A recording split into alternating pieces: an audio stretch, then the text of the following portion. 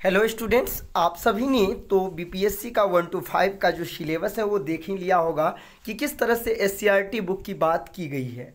और आज आप सभी के लिए इस वीडियो में हम कक्षा 8 के जो अध्याय 1 हैं और वो भी एससीईआरटी के बुक के आधार पर जो हम नोट्स तैयार किए हैं उस नोट्स का अध्याय 1 आप सभी को आज करवाने वाले हैं।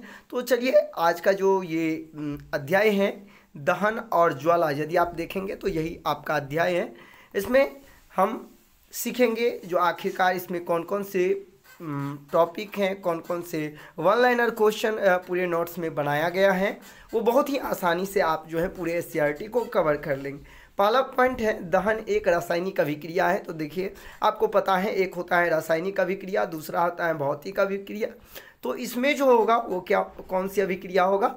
रासायनिक अभिक्रिया होगा। यानी कि दहन क्या है? रासायनिक अभिक्रिया है। आगे हैं ज्वलनशील पदार्थ और ऑक्सीजन के बीच की अभिक्रिया को भी क्या कहा जाता है? दहन का कहा जाता है। यानी कि दहन के लिए इतना आप जान ले कि दहन के लिए ऑक्सीजन का होना जरूरी है। नेक्स्ट पॉइंट है आग को बुझाने के लिए कौन से गैस का प्रयोग करते हैं? तो उसके लिए हम लोग कार्बन डाइऑक्साइड गैस के प्रयोग करते हैं जिसे हम CO2 के नाम से जानते हैं। आगे हैं खाना बनाने से लेकर ट्रांसपोर्ट तक हमें ईंधन की आवश्यकता होती है। ठीक है, ये भी आपको समझने वाली बात है कि खाना बनाने से लेकर और भी जितने ट्रांसपोर्ट हो सभी में क्या है? ईंधन का वर्क होता है। ठीक है, अगला पॉइंट है दहन के लिए दाह्य पदार्थ एवं ऑक्सीजन की उपलब्धता और उसे ज्वलन ताप तक पहुंचाने की आवश्यकता होती है। तो तीन चीज़, यानी कि यदि कोई वस्तु दहन होगा यानी तो उसके लिए तीन चीज़ होना चाहिए। पहला नंबर है वो दहन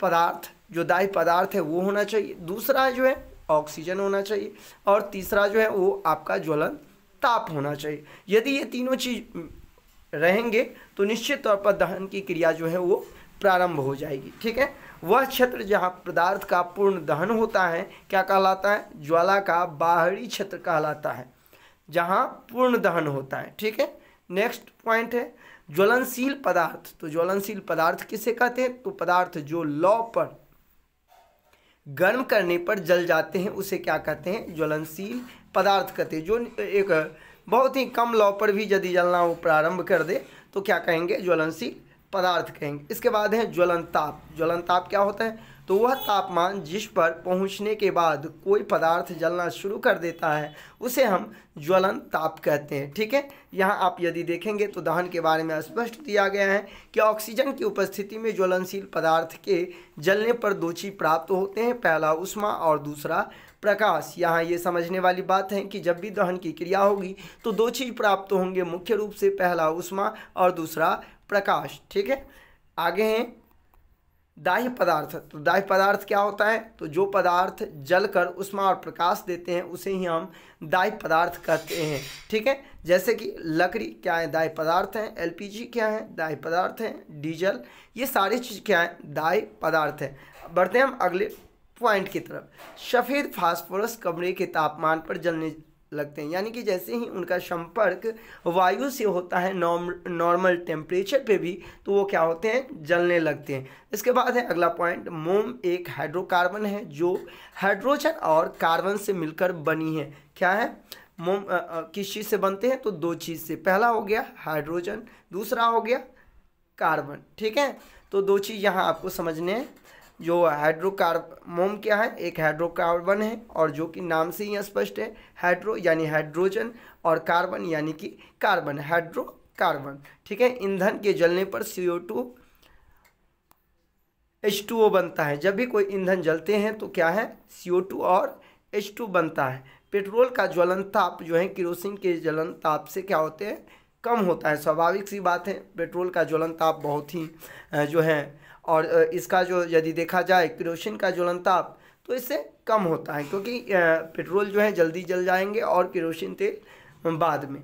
चूने के पानी में कार्बन डाइऑक्साइड गैस प्रवाहित करने पर चूना का पानी क्या हो जाता है? तो दुधिया हो जाता है।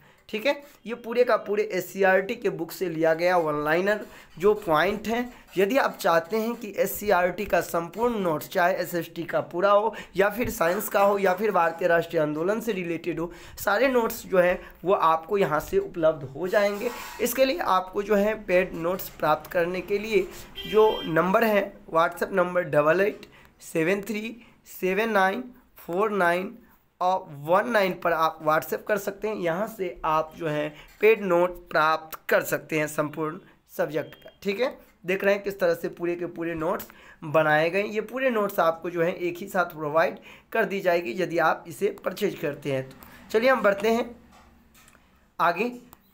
आप देखेंगे तो आगे चलते हैं हम कहाँ, हाँ, अम्ल और सोडियम कार्बोनेट प्रतिक्रिया कर CO2 गैस बनाता है। यानी कि CO2 गैस का निर्माण कैसे होता है, तो पहला जो है अम्ल और दूसरा है सोडियम बाइकार्बोनेट। जब ये दोनों आपस में प्रतिक्रिया कराते हैं हम तो कौन गैस का निर्माण होता है, CO2 गैस का निर्माण होता है। आप अपने घर में देखे होंगे माचिस, तो माचिस के डिब्बा में लाल फास्फोरस और सल्फर लगा होता है। माचिस के जो डिब्बे होते हैं ना, डिब्बे, और उसमें जो आप साइड से देखेंगे लगा हुआ होता है जहाँ पे हम जो माचिस की तिल्ली घिसते हैं उस पर क्या होता है, लाल फास्फोरस लगे होते हैं, ठीक है। लाल फास्फोरस का इस्तेमाल करके पहली बार सेफ्टी माचिस जो है वो कार्ल लुंडस्टर ने 1855 ईस्वी में स्वीडन में बनाया था, ठीक है। जो माचिस हम लोग प्रयोग करते हैं उसे सेफ्टी माचिस कहा जाता है। और ये कितने ईस्वी में, तो 1855 ईस्वी में, कहाँ, तो स्वीडन में बनाई गई, ठीक है। बढ़ते हैं अगले पॉइंट की तरफ। माचिस बनाने का प्रयास सबसे पहले जो किया गया था वो कितने ईस्वी में, 1680 ईस्वी में किया गया था। रॉबर्ट बॉयल ने कागज के टुकड़ों पर सफ़ेद फास्फोरस लगाकर, देखिए सबसे पहले रॉबर्ट बॉयल ने जो है वो क्या किया, सफ़ेद फास्फोरस, और सफ़ेद फास्फोरस तो आप जानते हैं कि कमरे के तापमान पे वो क्या करते हैं, जलने लगते हैं। तो उन्होंने सफ़ेद फास्फोरस से ही क्या किया था कि कागज़ के टुकड़ों पर सफ़ेद फास्फोरस लगाकर और उसे सल्फर लगे कागज़ पर रखा, और जैसे ही दोनों को एक साथ किया तो क्या हो गया, जिसे आग पकड़ लिया। तो उन्होंने ये देखा कि आखिरकार सफ़ेद फास्फोरस से जो है माचिस बनाना कहीं ना कहीं घातक हो सकता है, क्योंकि ऑटोमेटिक अपने आप जल जाता है। तो ये सेफ्टी माचिस नहीं हुआ, और फिर बाद में चलकर सेफ्टी माचिस का प्रयोग जो है, जो हम लाल फास्फोरस का यूज करते हैं, उसके आधार पर बनाया गया। आगे हैं विस्फोटक, एक तरह का तीव्र दहन है। स्वाभाविक सी बात है, जब कोई विस्फोटक पदार्थ है तो वो दहन जो उसमें होगा तो मंद नहीं होगा बल्कि वो तीव्र होगा। इसके बाद है अग्निशामक यंत्र। अब आप लोग देखे होंगे होटल में हो या फिर कोई रेस्टोरेंट हो या कोई मॉल हो, सब जगह आप देखे होंगे कि किस तरह से अग्निशामक यंत्र लगे हुए होते हैं। उसमें जो भरी हुई गैस होती है वो CO2 गैस होती है, ठीक है। आगे है मोम। तो मोम जो है मधुमक्खी के छत्ते से भी निकाला जाता है, ठीक है। मोम किसे, तो मधुमक्खी के छत्ते से भी प्राप्त किए जाते हैं मोम। नेक्स्ट है माइकल फैराडे। तो माइकल फैराडे ने क्या किया था, तो 1860 ईस्वी में लोगों को मोमबत्ती का इतिहास बताया था। आज की बात नहीं, 1860 की बात है। किसने, तो माइकल फैराडे ने, ठीक है। बढ़ते हैं अध्याय 2। तो देखिए अध्याय 2 जो है हम आगे आपके वीडियो में भी बताएंगे आगे, या चाहते हैं कि संपूर्ण अध्याय का जो है हम नोट्स प्राप्त करें तो पिछले जो हम आपने को बताया कि किस तरह से व्हाट्सएप पर आपको संपर्क करना है, वहाँ से आपको ये नोट्स पूरे मिल जाएंगे, तो आप वहाँ से भी संपर्क कर सकते हैं।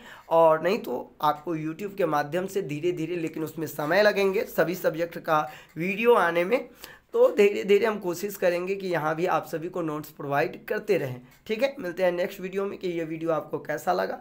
आप अपनी प्रतिक्रिया ज़रूर साझा करें। धन्यवाद।